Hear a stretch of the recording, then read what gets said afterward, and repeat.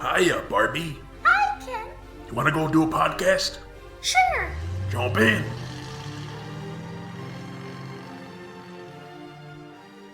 Ladies and gentlemen, Barbies and Kens, Chelseas of all ages, and everyone else, welcome to Considering Christopher, a Christopher Nolan podcast. I'm your host, John, and with me I have my co-host. You're developing a taste for it.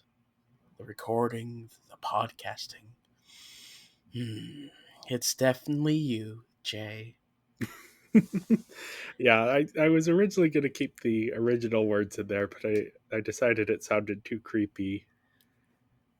Do you But know what the original ones are? What's the original one? You're developing a taste for it. The violation, the voyeurism. Ah, It's okay. like, that's if someone's new to the podcast and that's the first thing they hear. But like, I'm going to hey, make it the second thing they hear. Since and I just said it. you're asking me to record, like, whatever I say is gonna sound creepy, okay? But anyway, today we'll be talking about Christopher Nolan's first feature length film, following Yeah. the movie. Yeah, there's the TV show. I think it's called The Following. That's Yeah. completely unrelated, but stars Kevin Bacon. Well, interesting. Yeah, how many degrees of bacon is it to get from Christopher Nolan to Kevin Bacon? I'll figure that out later. Anyway, this was released April 24, 1998 at the San Francisco International Film Festival. It was then released later, sort of not very widely, but in 1999. Definitely one that is more people have seen it on DVD and Blu-ray than in the theater when it originally came out. It For is sure. written and directed by Christopher Nolan with a score by David Julian and cinematography by Christopher Nolan. The young lad doing his own work. Yeah, this is a micro budget film, Mhm. actually considered a no budget film. It was made for probably about $7,000 to $10,000 total. The cast and crew are primarily Nolan and his friends, and people filling multiple roles, as Nolan was filling multiple roles. They would shoot on the weekends, working full-time jobs during the week, so it actually took them a full year to finish this film. Okay. And they did a lot of different measures to keep costs cheaper. They shot in black and white so that they wouldn't have to worry about color continuity. They did a lot of guerrilla filmmaking, which is filming in locations you don't have permission to film in. So just out on the street, or I believe all of the interior locations they had permission for, but when it's just out on the street, then they're just filming. And they used a lot of houses and apartments of people who, either the cast and crew or friends of the cast and crew. So yeah, it is interesting sort of as this first film. There are a couple other sort of prominent no budget films, especially in the 90s. The 90s was sort of, there was a wave of independent film, and part of that were these no budget films that kind of made careers. We of course have probably the most well known among the film community is El Mariachi from 1992, the Robert Rodriguez film that started his career. And then we also have Kevin Smith's Clerks from 1994. So following is definitely a part of this sort of movement here. And we continue to see no budget films all the time. Well, I shouldn't say continue to see, because part of the thing with no budget films is very few people actually end up seeing them. But they become more cult classics as the years Yeah. go by. Well, some of them do. A Yeah. lot of them just never really see the light of day outside of one or two film festivals. But it is kind of interesting, though, to think of Nolan as, you compare him to other directors who started out with no budget films. You have, again, Robert Rodriguez, Kevin Smith. You think of where their careers are now. They kind of all started at around the same time, and how different their careers have become. And I think part of that is, Robert Rodriguez is very much after El Mariachi. He's still making B movies just at bigger budgets, and then Kevin Smith, kind of his entire career has been in the shadow of Clerks. Um, so Nolan has, by following not being nearly as well known as those two, Nolan kind of has escaped some of its shadow there and gone on to huge budget productions. I, Huge. Yeah. I don't think Nolan has made a film for less than $10 million since Memento. Interesting. Because yeah, But yeah, but the story of this film goes as this. So we have Will, who is a young, unemployed, aspiring writer living in London. And in his free time, he likes to stalk random people. You know, as you do. One day, he follows a burglar named Cobb. But Cobb notices Will following him and confronts him with a piece of corn. Uh, Finding a kindred spirit in Will, Cobb invites Will to join him in breaking into a house. It turns out that Cobb isn't quite a burglar, though he steals things. He mostly just looks through people's private stuff. Um, and so Will enjoys doing it, so he begins joining Cobb more often, then following the methods that Cobb uses, and even cutting his hair to look more like Cobb. And one day, Cobb and Will burgle the apartment of an attractive blonde woman. And unable to help himself, Will begins following her and eventually begins a relationship with her. And she is the ex of a local gangster, and she tells Will he's using incriminating photos of her as blackmail. Will breaks into the gangster's bar, but is interrupted by a man. Will heavily injures him with a hammer, or kills him. It's ambiguous with how the film presents it, but then takes the photos. Upon getting home, he discovers the photos are just modeling shots. So he goes to confront the woman, who reveals that she and Cobb have been manipulating him to taking the fall for Cobb. Will goes to the police to turn himself in, but is revealed that he is the primary suspect in the death of the blonde woman. And it turns out Cobb has been manipulating her as well, working for her ex-boyfriend, the Silencer, since she had been blackmailing him. So since Will had copied all of Cobb's move methods, he is taken into custody, and so Cobb disappears into the crowd, never to be seen again. yeah, it's interesting. This is a very sort of simplified story. You know, you only have the basic elements. This isn't longer than most of the Barbie movies. Like it's around that same length. Yeah, about an Um, hour. and yeah, well, yeah, 70 minutes, so barely a feature there, but you know, still qualifies. Right, And yeah, close it's enough. it is sort of like in doing that, in sort of simplifying it. Nolan got a lot of praise for that sort of. Um, Critics really like the structure and the twists, and then also just the short runtime. A lot of the contemporary critiques say it lacks depth, sort of thematically, um, but appreciated the sort of how or not constrained, how tightly wound it is. Mm-hmm. And most of the reception seems to be basically, we can't wait to see what this guy does next. And he does a lot next. Yeah. So Yeah, it is kind of interesting to think about, you know, all of the people who, actually, Joel Schumacher, the director of Batman and Robin, was one of the people who saw this in its original release and said, hey, this guy's going places. hmm. Later he'd be doing Batman as well.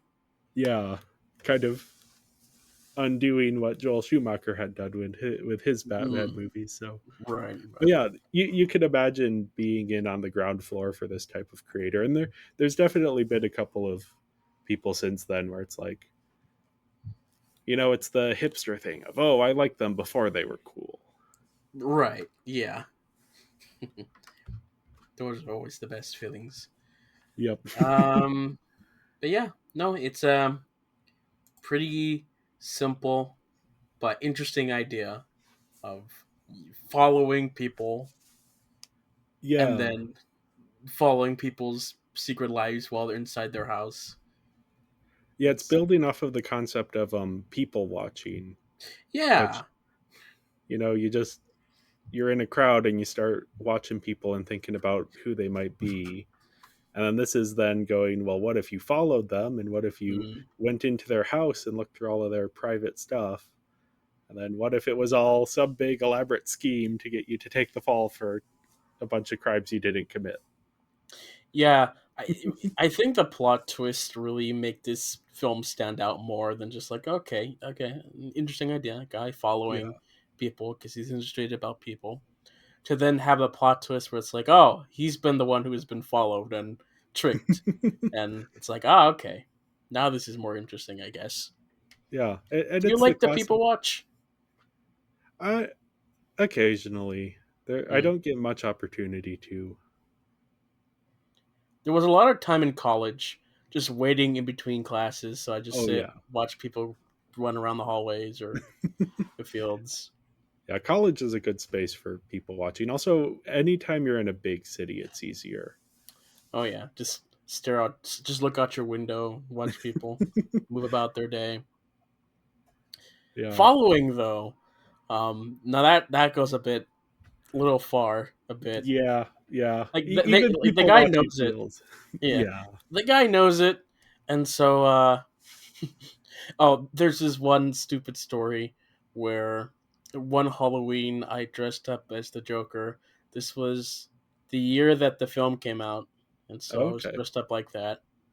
We were filming a class project, and so while they were setting it up, we filmed in the library, and so we rented this like room, study room in the top floor, and so while they were setting up, I just stood and stared out the window, looking down on the people, and then the cops showed up because people were freaked out that this random clown guy was just staring. So Oh boy. yeah, no, it's like it was warned. It's like, oh, stop that. You freaking people out. Have a nice day. Stuff like that. Yeah, I can see how that would be creepy, but yeah. No. Yeah. Fun times. Yeah, and this is sort of, exploring the because there is that sort of idea of, oh, what if you followed someone? What kinds of things you learn about them? Mm-hmm. And this is sort of indulging in that, but then this is very much inspired by the noir genre, and so the plot kind of feels like a classic noir plot of this guy gets in over his head and ends up taking the fall for something he didn't do while the real perpetrators get away with it. Hmm. It's interesting though, just thinking about this whole the lives behind people. Yeah. Like now with social media, like this type of way is just going through people's profiles, looking at all their photos, going on their different links. It's much more easier to do it without getting caught because like the anonymity of being online. Anonymity. That Uh, yes, that I think we're of all being saying it online. wrong. Whatever, you know what we mean. It's like back then it's like you had to follow people, break into the house in order to do this. Now it's just let's just see what they're doing online. Oh, that's interesting. You can find some dirty secrets, which tends to be brought up 10 years later a lot of the times for people. So, Yeah, I've occasionally, I'll be looking through someone's follows and go, oh, I don't know if they want me seeing this. Who exactly they're following. For a while, the Pope's Twitter account was notorious of if you went through the likes on the Pope's Twitter account, you would find some weird stuff. I don't know if that's still true. It might have honestly just been a rumor even back then, but yeah, this idea of like seeing who people really are. And in that we have this really interesting idea of the box. the box. This thing that everyone has, it's just kind of in Our house, I think we called it like the junk box or something. Or the memory box, or in some Yeah, places. It really just like depends on what it is. yeah, just a box that gathers items that may or may not be important.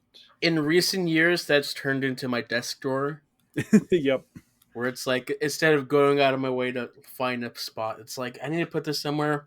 Open my drawer. There's room. I'll just shove it in here. My desk drawer is full of crap. But yeah, no, as a kid, I had a box Okay. for sure. And so when that concept came up in the film, I was like, oh yeah, the box. I remember that. I think also maybe the box is starting to just become less and less. Again, with social media, some of your accounts become your box, or Yeah. like my YouTube channel. Like that's kind of like my box. Is I put my random crap on those channels, and it's like, that's my box. Check it out. Yeah, I just have, memes and random photos saved on my phone. That's probably the closest thing I have in social media. But I found a box of stuff that is my box of random junk, which Hmm. later on in this episode, we're going to dive into that if you're interested to hear Yeah, that. you get to reveal our like favorite or dirty little secrets that we got going on in here. Yeah, I don't think mine has anything all that secretive, because it isn't. And even in the film, they're like, it's not necessarily the most important items someone owns, but it's just like a box that has accrued stuff that gives you insight into the person. Sure. Yeah, like your sock and underwear drawer, I guess. And yeah, there's other sort of themes that this is dealing with. We've talked a lot about Nolan and the theme of lies versus truth. Yeah, yeah. Um, and this is very much one of those Nolan films where everyone is lying about who they are and what they want, and there's just lies on top of lies. And Cobb gets to be the character at the center of everything, who's the only one who actually knows what's going on. Yes, it's also interesting that once again we have Cobb as the name of a character. Yep.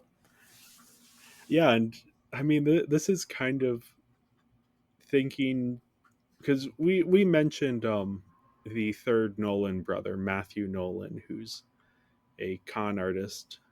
Oh, Um, okay. and this definitely feels like, I don't know if this is what Christopher Nolan is going for here, but it feels like it might be a little bit of a Cobb might be a stand-in for his brother here. And so Nolan was Bill, who just followed a couple times, I Yeah, guess. I wouldn't necessarily read too much into that. It might just be because I don't think they're that close in age. Hmm. Um, it might just be Nolan kind of wondering, hey, I wonder what his life is like.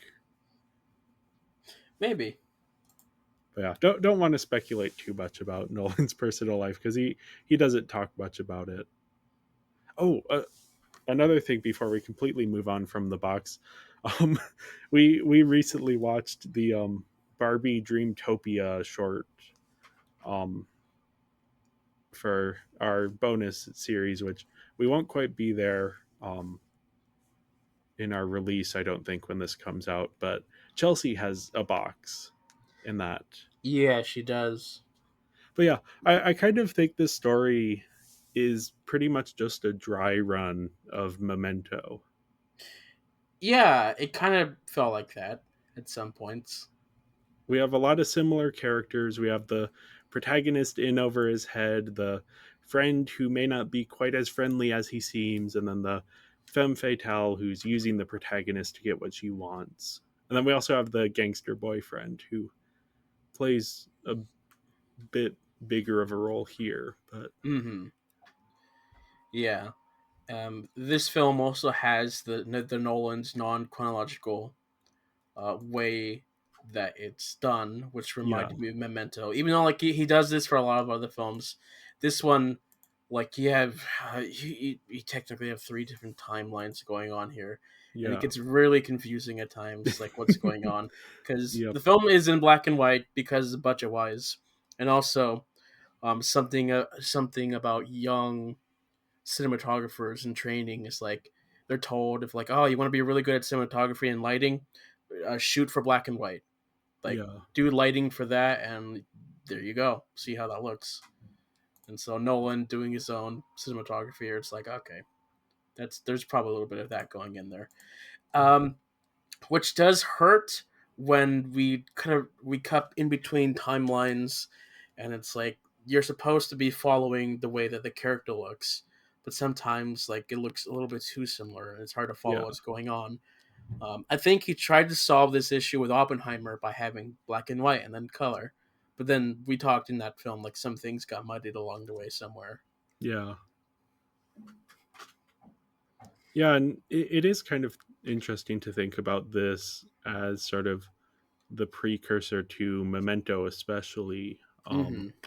It, he isn't the first filmmaker to kind of make a film and then do the same idea again later with a bigger budget. I think Stanley Kubrick actually did that with a different noir film that he had an early one and then kind of revisited it once he kind of had a bigger budget and a better handle on things. I mean, most there's a lot of film directors who have their short film from Yeah, university, and then they turn that into like a feature length film later down the line. George Lucas has THX 1138 that yeah, was like a 20-minute short that then he made into a feature length film. A lot of people do that, but go on.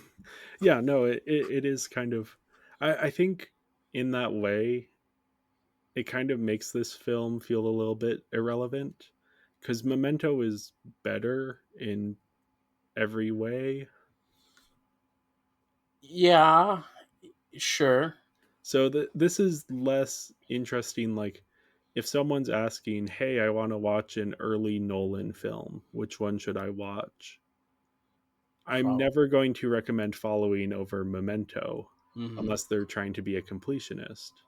It really depends on what their interests are. Like, if you find the ideas of like following and voyeurism and this whole breaking enter type thing interesting, then sure. But if you're more interested in like memory and doing things backwards, Yeah. Memento is probably the more obvious choice, of course. But still, Yeah, and I think the voyeurism elements are kind of dropped at the halfway mark. mm-hmm.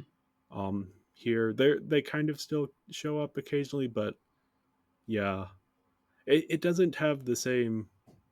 Memento feels like it's such a step up. Um, and yeah, I think it's partially just like Nolan was being very smart in how he sort of structured his early career. I don't know how much influence he had over which of his scripts got made, but as if you're a studio executive or someone who's going to finance a film and you read Memento and you're like, "Oh, this is interesting. I wonder if this director can pull this off." And then you watch Following, you're like, "Okay, yeah, I can see the beats here. I can imagine how this will work." But yeah, for me, it just doesn't have that same strong hook that Memento has. So it's more interesting as a curiosity than as a film in and of itself. Yeah, I I definitely enjoyed it because this. By the way, this is my first time watching this film for this podcast. You have seen it before. Yeah, I've seen it once before. Yes, and so I was very intrigued by it. I don't know if I'd be intrigued by it the second or third viewing, Yeah, but I think that might be a fair assessment because yeah, on a second viewing, I was honestly having like I wasn't feeling too invested in it, so eventually I just turned on the director's commentary and listened to that while I watched the film because it was just like once you know the general shape of the story, it isn't nearly as interesting. no. Which is, I think, something that Nolan gets a whole lot better at in later films. Mm-hmm. Um, And this film is part of the Criterion Collection. yes, this is Nolan's so far only film in the Criterion Collection. Bizarre. I mean, part of it is rights issues, and part of it is Nolan films tend to have good physical releases. Yeah, So that's part true. of the appeal of the Criterion is, the bonus features and the commentaries and all of those types of things. Um, so for most of Nolan's films, you kind of already have that sort of extensive bonus features. I actually got the DVD of this a while back, and it's the 2001 release. So it says in big letters from the director of Memento. So it's that early in his career that this DVD came out. Hmm. And yeah, it had commentary. It has a reconstructed version of the film that's in chronological order, which I don't know if I'll ever watch this again, but if I do, I'll probably watch the chronological order. Because for this one, I think it will work better than for Memento. Probably, yeah. Um, Memento, like, it really relies on having the backward order yeah. for sure. Where, This whereas one, here, yeah, this one, it didn't really seem as important to tell the story this way. yeah, I think it definitely helps it stand out, especially you're thinking of the '90s films, and it's Pulp Fiction and that kind of stuff. So non chronological storytelling is kind of in the air. So it's kind of how you make your film feel hip and new. Hmm. Um, and yeah, it does make it sort of stand out from other noir ish films. But yeah, as you were saying, it is difficult to tell which timeline we're in at points. Yeah, Yeah, especially early again, especially early on in the film when yeah, you don't realize that we're supposed to be skipping timeline. It's like, oh, he shaved. Oh, he has a bruised eye. yeah, What's he doing with that girl? yeah.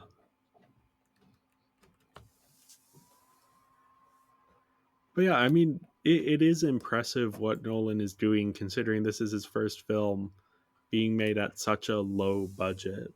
Hmm. Um, and yeah, it is.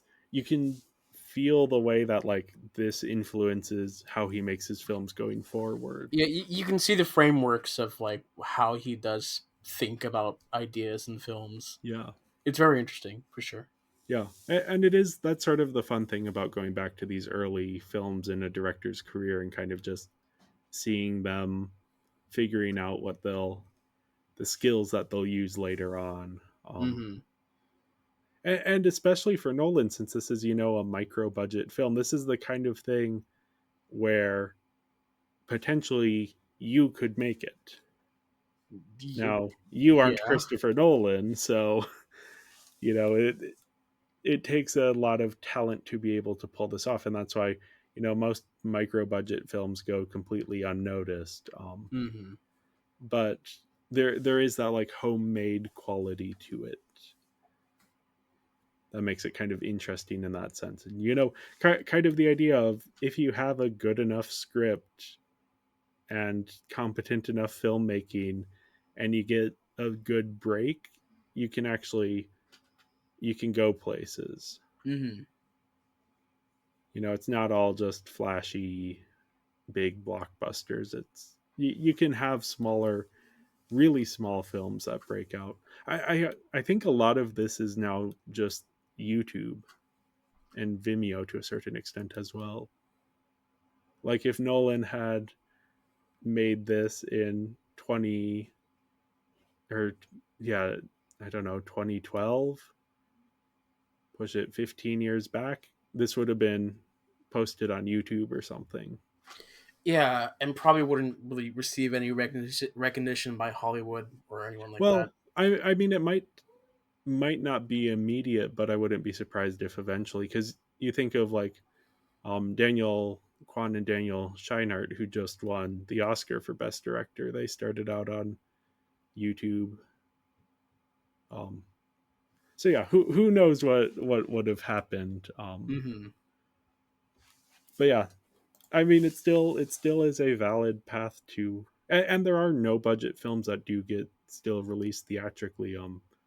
The horror film Skinamarink was just in theaters recently. That's sort of a cult horror film. Very odd. It's basically just static shots of furniture. Anyway. Yeah, I did want to quick talk about the ending as well here because I like the ending. We have a cathartic ending, not cathartic in the sense that it is happy, but in the sense that it feels very final, like everything has been drawn to a close. It is a little sad ending for sure. Oh It's yeah, like, yeah, oh, like, oh darn, the guy, he's getting framed. I hate framed situations. I have a yeah, personal distaste to them. yeah, But yeah, no, everything kind of falls into place here, at least. So, yeah. but like honestly, he dug his own grave Yep. throughout the film. Like, And that's a noir thing, sort of the yeah. you get what's coming to you, even if the punishment doesn't quite fit the crime. Hmm. I And yeah, mean, the he went down irony that of path. it, Yeah, it is the irony. of It's just Cobb walking into the crowd, and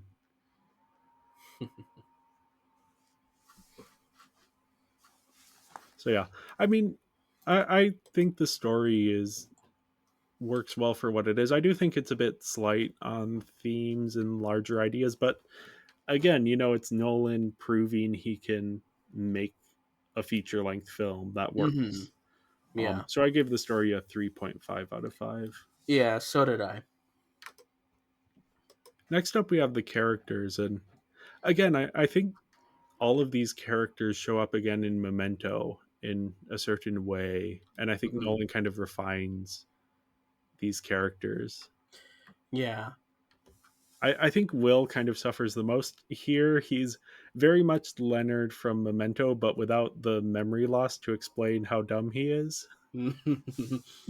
He's just kind of like very naive and over his head, doesn't realize what's happening, even though it's like if he sat down and thought about it for long enough, he could probably figure out, wait a second, why is this guy trying to make me look like him?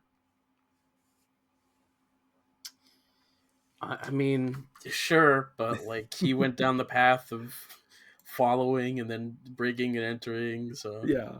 So maybe there is sort of it's innate to who he is, maybe. and yeah,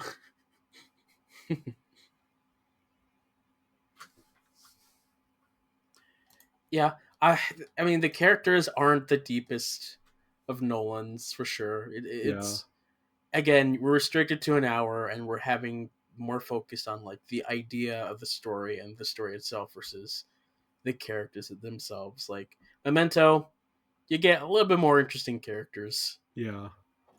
They're just a little bit more fleshed out. They have more time to exist, I guess. Yeah, there's a couple of things about Will that I do find interesting. Oh yeah. The him being like this unemployed writer in London, who's spending his free time following people around. That feels like it could be something Nolan is drawing from his own life. Now I don't know if he was I don't know if he was unemployed at any point. Again, he doesn't talk much about his career, and I don't necessarily think he was stalking people, but you can imagine that he's kind of drawing on his experience when writing this character of, being a writer, kind of stuck in place. I mean, you take inspiration from people around you, like maybe Yeah, not necessarily following them, but like you're at a coffee shop and you just spot this random person, and it's like, what's their story? Why do they do yeah, that?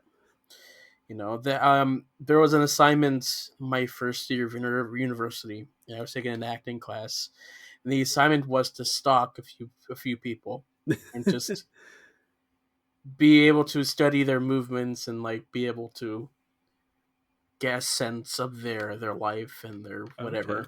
So that's theater has a lot of stalking involved, which is very questionable. Like the acting one, definitely very questionable. Yeah, Um, in playwriting that I took, you essentially just you stalk and record their conversation and then write down what the conversation is in a script format, which is like, I don't know, kind of breaking privacy, but sure. Yeah, this idea of you learn human behavior through observation, and when you're a creator, you need to be able to emulate naturalistic human behavior to a certain extent. Because as soon as like they're aware that they're being watched or being recorded, they change their whole persona. Yeah. And so it's the idea of like getting them at their truest self. So at while they're sitting at the lunch table, um, yeah, I'm not gonna tell my story because it's a terrible story. But let's move on. Yeah. I think the best thing about Will is that so Cobb is saying, hey, you should try picking your own target next time. So scope them out, everything about them, where they work. And so Cobb, rather than finding someone else, or no, Will brings Cobb to his own apartment. Mm-hmm. And it's just a fascinating moment of like, secretly, Will just wants people to find him as interesting as he finds other people. Right. He wants to see, he wants Cobb to look through his life and see things, but he also wants to see Cobb doing that. He wants to be there for the discovery. But And Cobb that just trashes over everything. yeah. And that's maybe more akin to like the social media thing. People will curate their social media to give off a certain impression. And then maybe aren't too happy when people see through that impression that they've tried to set up. Mm-hmm. And Cobb sees through it. Like he Oh knows yeah, that this is his apartment, and like he yeah. jokes about it with the lady. But speaking of Cobb, he's just an interesting guy. It's like, oh, he's squatting in all these houses. He's like, huh? He's that guy that you just like, oh yeah, that guy's skilled. If you need something, go to that guy. Yeah. Just he's like that weird uncle that you have in your family. Yeah, I don't know if any of my uncles quite fit this profile, but yeah, I get what you're saying with, you feel kind of like, not this exact type of person, but yeah, Yeah. he's kind of slippery as a character. We Oh. only really get a sense for his intentions at the end, Mm-hmm. where it's kind of revealed who he really is. So yeah, I don't know that I have many thoughts on him.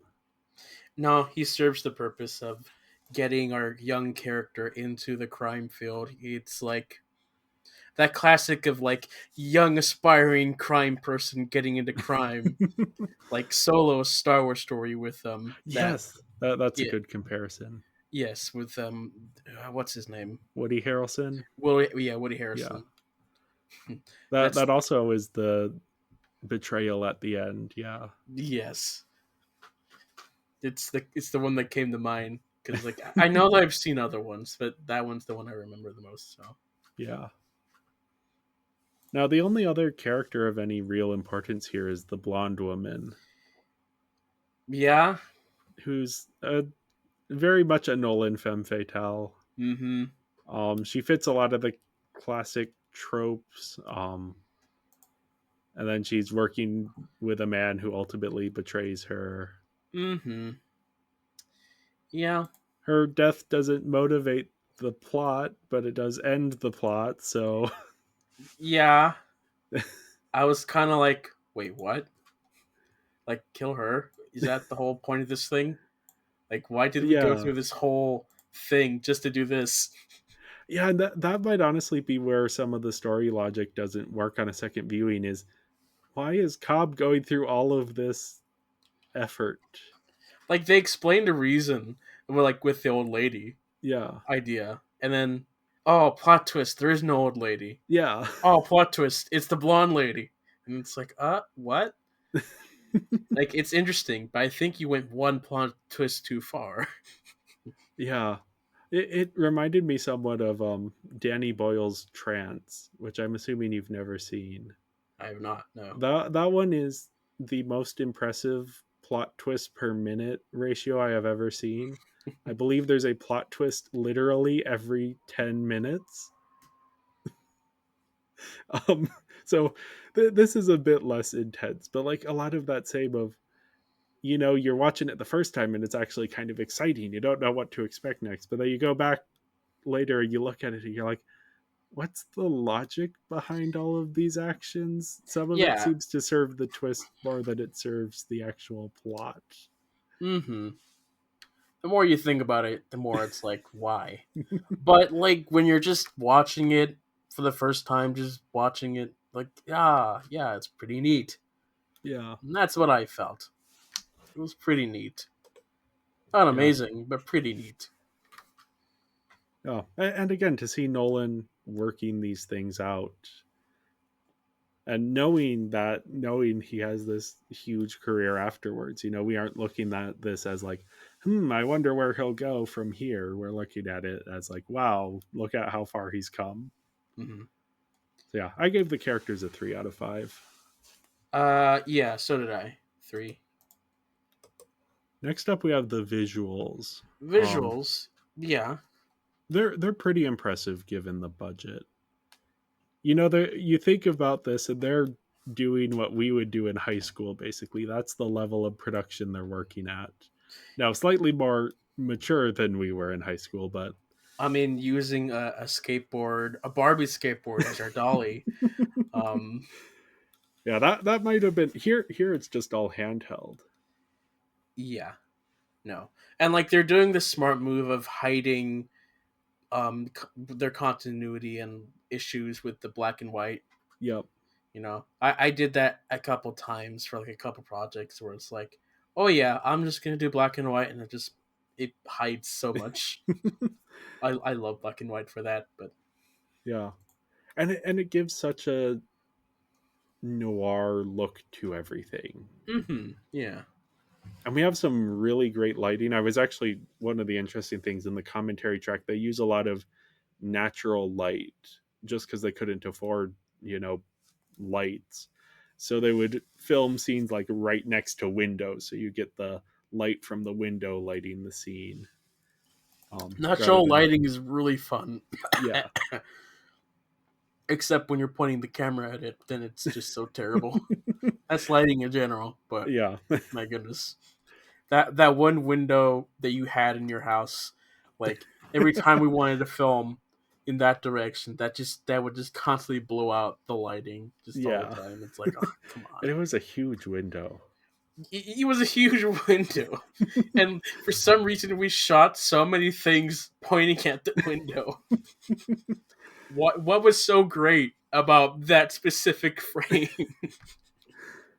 Yeah, that's my issue as like in high school when I was like trying to direct things. I wasn't thinking about lighting. I was just thinking you point the camera and you light it, you hit film and you go from there. Yeah. Yeah. I think one of the interesting things here is the depiction of London as a city. Mm-hmm. Because obviously they don't have access to a lot of the big touristy locations. Mm-hmm. So what we're seeing here is probably more accurate to the day-to-day life than most movies that are set in London. Hmm. Like maybe not, but they aren't doing things in front of Big Ben or anything. It's like the Dunkin' Donuts, I think, was one of the places they filmed. Or it's these random apartments that they could get access to. Yeah. Yeah, I honestly forgot that this took place in London because I don't think of it as a London-based film. Yeah, no, it was interesting. It's like, oh, this is London. I don't really think about London specifically as Nolan. Like, he's all over the Yeah, place. about where he sets these films. But Yeah, London itself was never one where it's like, okay, this yeah, is which is interesting because that's where he's from, and sure, he films a yeah, lot of his films near there, uh-huh. or even in there. Batman Begins has I caught it a few times when we did our rewatch. There's certain scenes where it's like, oh, you look outside the courthouse, and it's like, oh yeah, that's definitely not the U.S. Just the designs of the buildings are. Hmm. But yeah.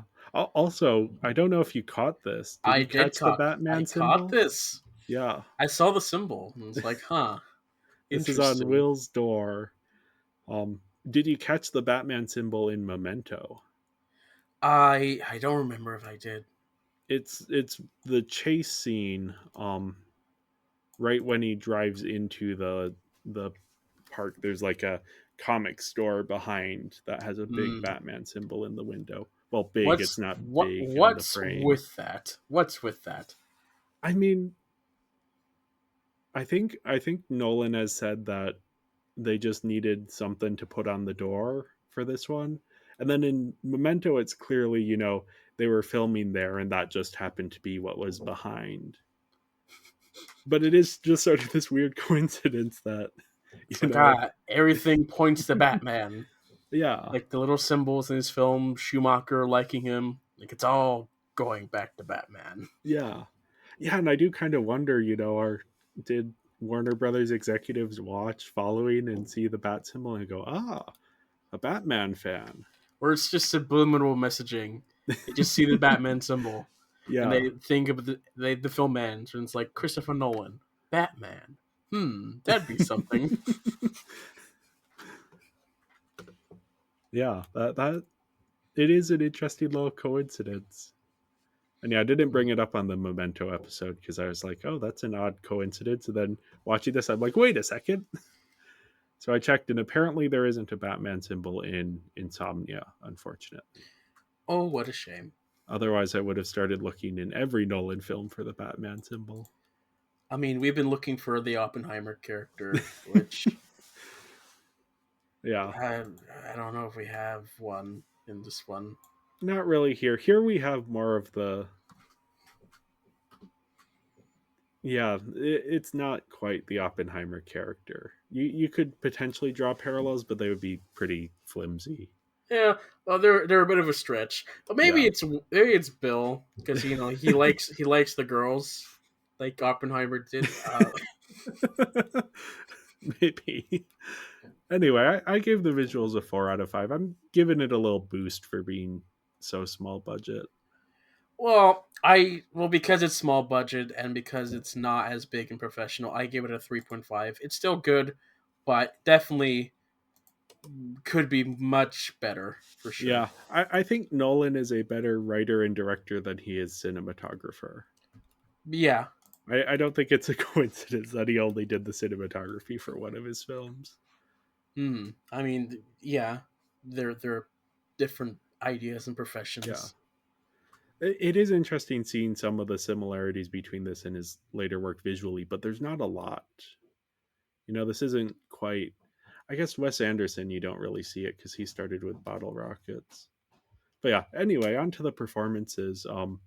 We have a lot of non-actors here, or people who haven't really done much acting since. A lot of friends of Nolan. We have Jeremy Theobald as the main character as Will. And yeah, I think he's pretty good for a non-professional actor. Yeah. Apparently he was in a couple other Nolan films. Yeah, he was in he has a small role in Tenet. Blink and you'll miss it. He plays the steward in the scene with Michael Caine. Hmm. Okay. And is he Joe Chill in Batman Begins? I don't know. I don't think so. Let me look that up. That's the closest No, thing I no, can he think. isn't. I can No. almost guarantee that. I haven't found it yet, but Okay.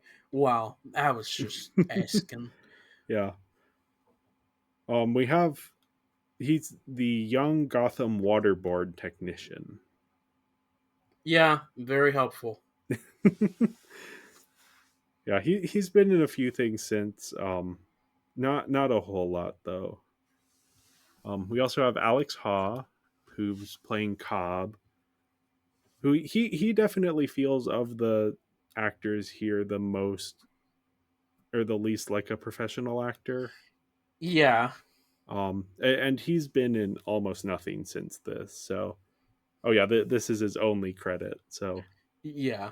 Like I see him here, and it's like, there's just something off about the way he's doing something. It's like I never quite trust the performance. yeah, which works well for his character, but I can see why he didn't pursue this as a career beyond this film. Hmm. We have Lucy Russell playing the blonde woman, and she's actually been in quite a few things since this. Probably the most prolific career after this. The what you would know her from Andor, where she plays Supervisor Grandy, Maybe, or at least maybe. you would be aware of that. If I That were would be what you would have seen her in besides this. if I were to look it up, I'd probably be like, oh yeah, that's probably Yeah, her. yeah. I haven't gotten to that point in the show, so I can't really. So there's one more name that we actually haven't really been talking about in all of these episodes. It's Yes. John Nolan, who is in the Dark Knight trilogy. I remember him the most from the Dark Knight trilogy because like he's one of the board members and like he has a Yep. little bit of screen time in each film.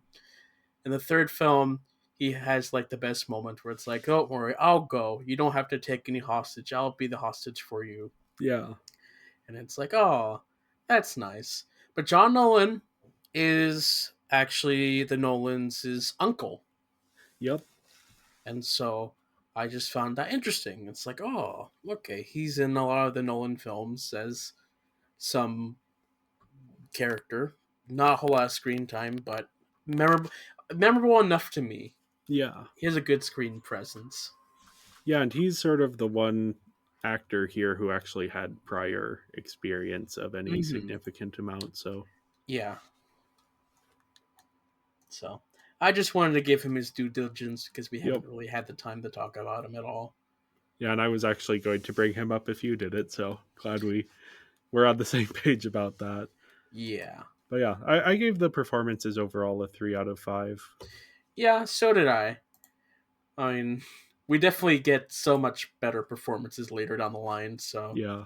Yeah, I think given that these are, non-professional actors for the most part, I think it works. But yeah, I would imagine this story even would work slightly better with professional actors who are able to sort of be a bit more deliberate in their performances. But there is a certain charm to the non-professional acting Yeah. here. But yeah, last up we have the sound. Yeah, it's definitely not quite as professional. Like especially like the voiceover, I could tell Yeah, it's like, oh, that there's something not right with the mixing there. It's it sounds a little bit more amateurish, but it's yeah. it's it's audible. You can hear it. The voiceover honestly sounds so much like Nolan's voice that I found it a bit distracting. Hmm. Um, Very similar cadence and sort of the quieter, the British accent.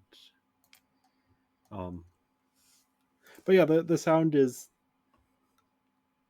it works. Yeah. The listening to the commentary, I could actually tell where Nolan gets his distaste for ADR from because he actually directly addresses it in the commentary.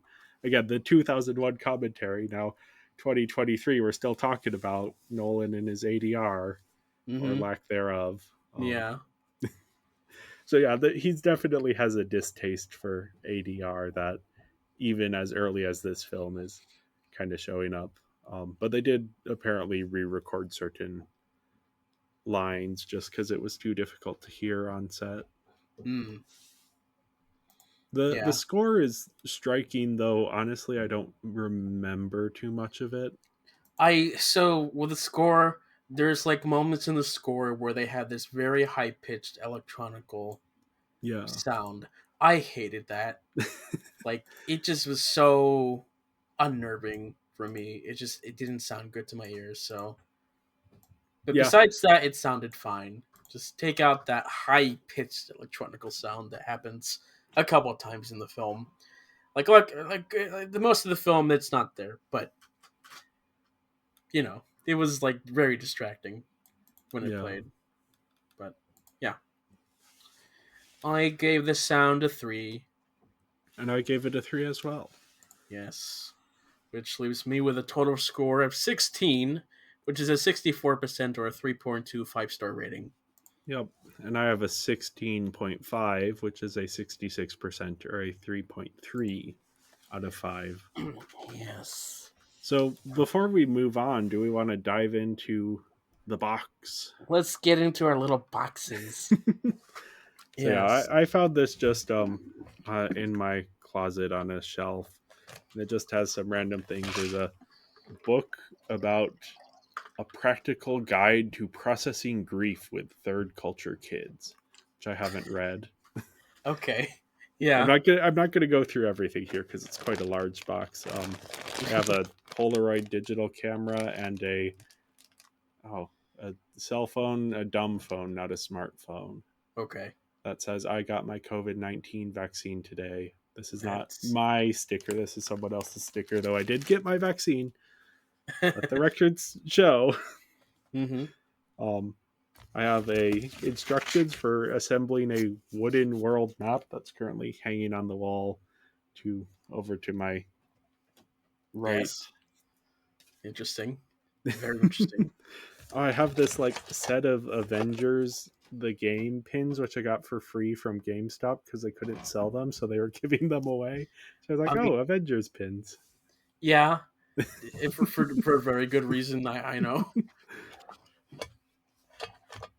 Yeah, I have an old mouse for like computer mouse. Ooh, I should get this out. This is a little Halloween lanyard Nice. that's supposed to hold Very hand sanitizer from Bed Bath and Beyond. very festive. Gotta Yes. dig that out now. Yeah, some colored pencils, a little Darth Vader tin that used to have my USB drives in it. Ah.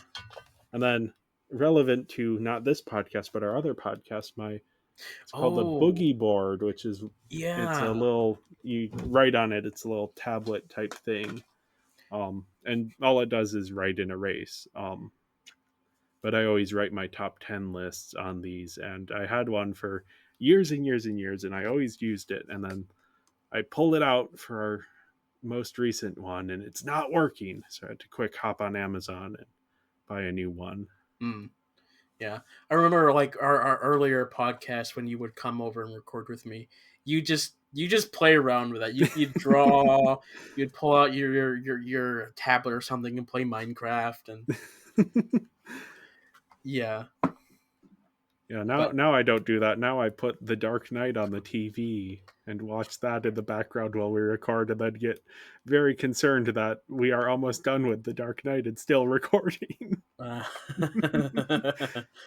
This is about the yes. Dark Knight episode, which when I edited it was shorter than I expected, but Mm. yeah. But Anyway, that's my box. my little box was it's a little treasure chest that Oh, I had cool. as a kid, and when my parents didn't really want it when I turned to a teenager, I took it. They'd be like, it's gonna be my little treasure chest of treasures of mine. And just looking back, it's like the most random chunk. But let's see, looking through, I have a ticket to a Sight and Sound show, Jonah. Very fun.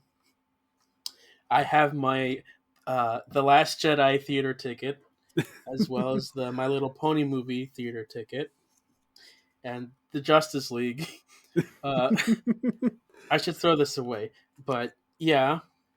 Let's see. I have ah, I have my ticket from when we went to see Hamlet. Oh like Globe yeah. Theater's traveling performance.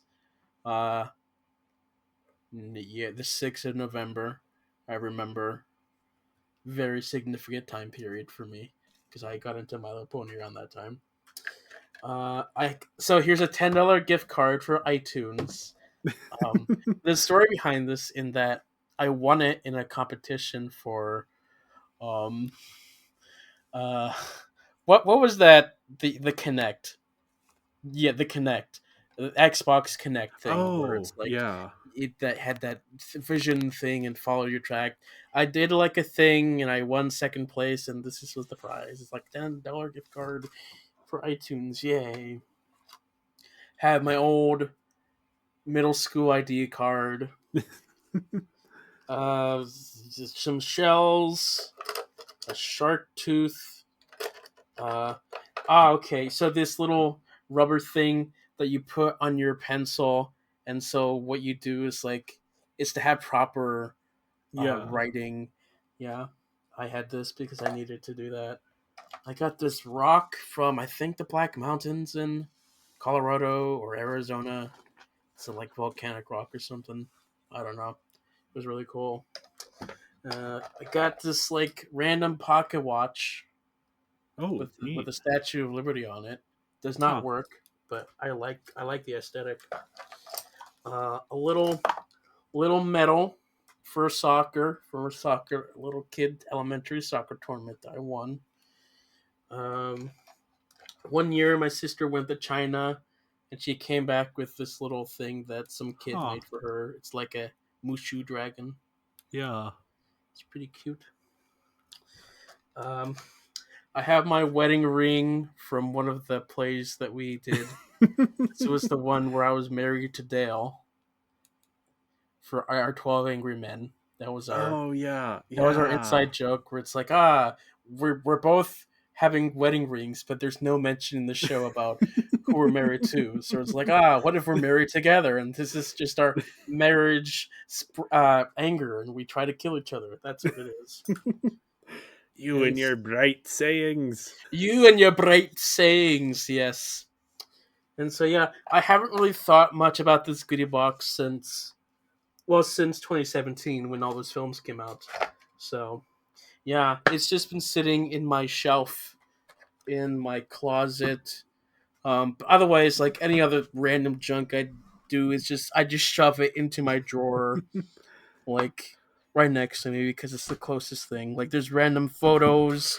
I have like a duck call, um, a piece of a stage, or just junk. Just my entire house is a box, honestly. I mean, yeah, I definitely get that. I'm currently looking at my Star Wars VHS collection, Oh.